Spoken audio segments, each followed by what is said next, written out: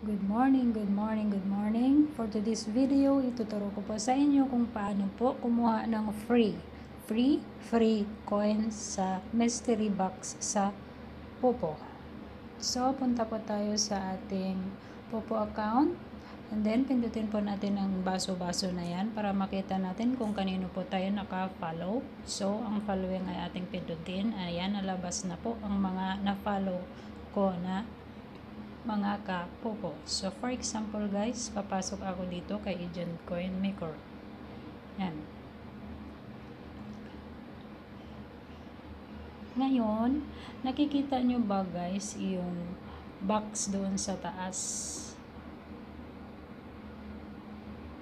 na mayroong 4.45 minutes. Kasi 5 minutes yan guys.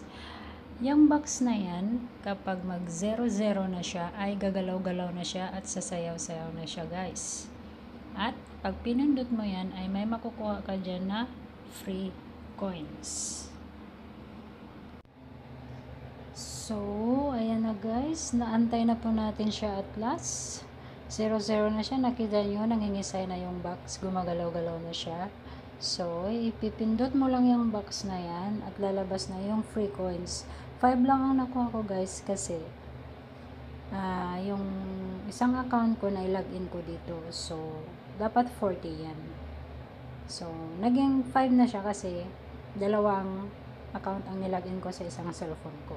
Okay?